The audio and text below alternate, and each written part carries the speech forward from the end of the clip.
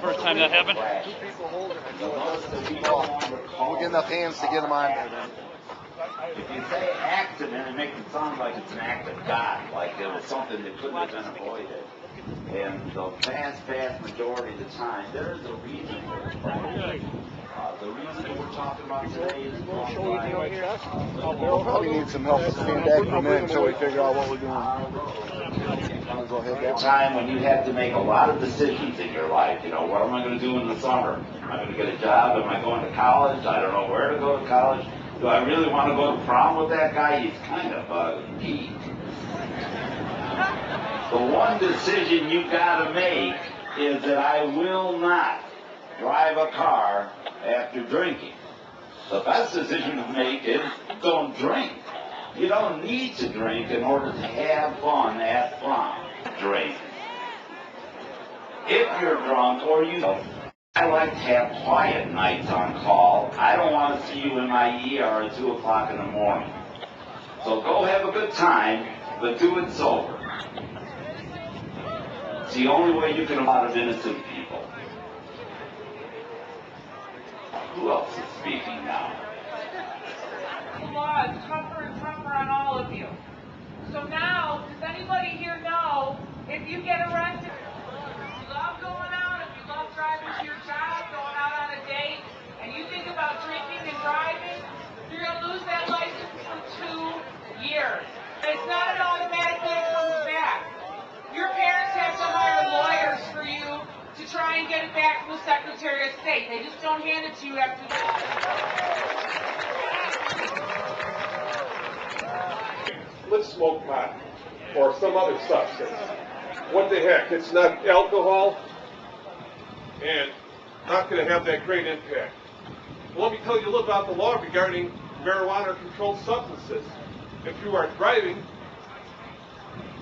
and found to be with those substances simply in your system, not necessarily you fail field sobriety tests or show impairment. The law states that if those substances are just in your system, you are an intoxicated driver. He kissed me goodbye. He said, I love you for the last time.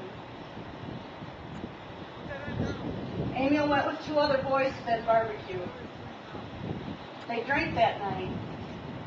And although they were in Emil's dad's car, he shouldn't be driving.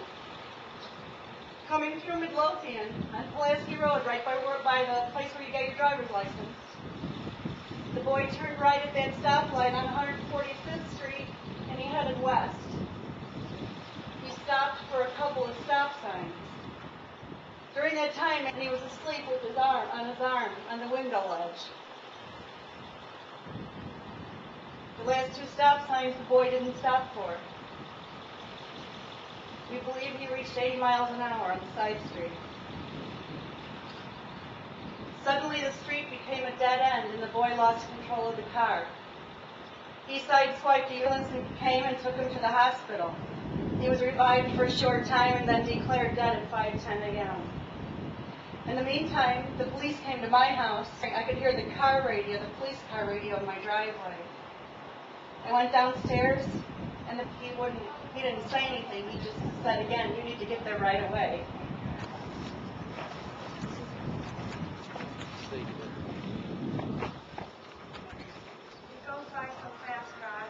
The dance, the party, the accident. I'm trying to remember everything that happened tonight.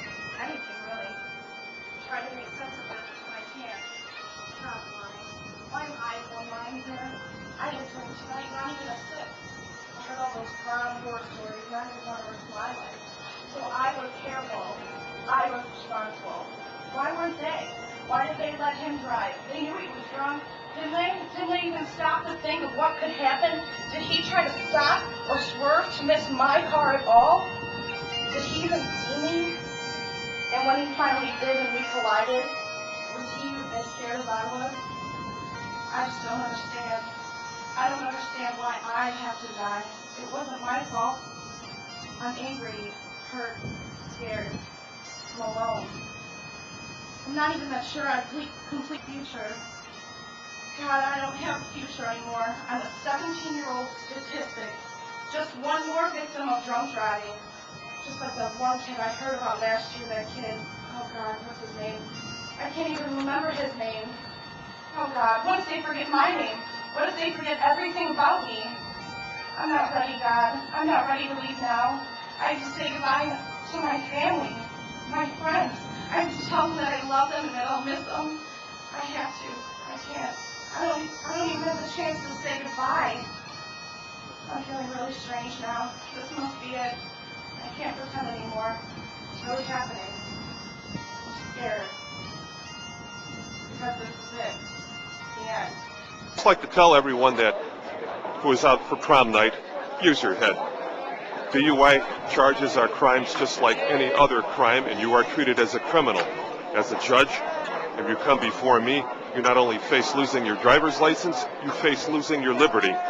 If there's serious injuries involved or death, you may face an extremely different change in your future because you may face the rest of your early life in jail. Think about what you do. Don't touch any alcohol at all. Don't touch any drugs or anything of the nature. Enjoy yourself. Have a good time. But do what is legal to avoid having to come and see me. Have a great prom and the best to all. Five. That's a nice camera you got there, buddy. Okay, that's great. Get in there.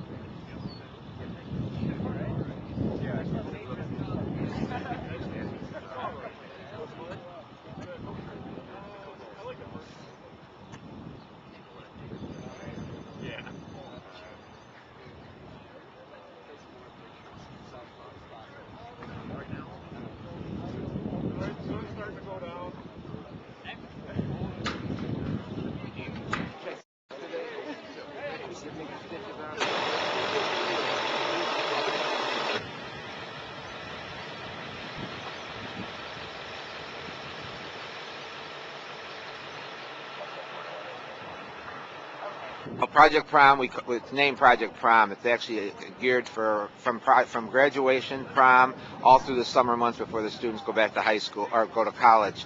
A lot of planning goes into it. This starts in September of last year. We get the people together. We get the high school. Oak Forest High School has been very cooperative. We have the Oak Forest Fire Department's involved, the Oak Forest Police Department, Cook County Prosecution, Cook County judges. It's a big planned event that came to a head today. It was a great program, great speakers. The weather's a little kind of nice now, a little cool this morning, but it was excellent. Ingalls Hospital provides the nurses to make up the patients. Olympia Fields Hospital comes out here to explain what they do once you get into the hospital setting. And really, since the 1st of September, there have been 96 accidents involving high school students and in the alcohol or drug related. And it's just too many. We're trying to touch a lot of people, make students aware of what can happen in the real world. Well, so what were you hoping the students took away from this thing after you put this all together? What do you hope they walk away from? The severity. If something happens, if they get involved in an accident and alcohol or drugs are related, it affects a number of people. It affects today we had a family injured, we had students injured, and it affects everybody. It affects everybody's life, not only today, not only tomorrow, but for the rest of their life. You actually had a fellow classmate that was a fatality. Yes, we did. What do you think of the students' reaction to that? That touches home. It happened here. It happened to this high school. It touches everybody. Okay. All right. Very good.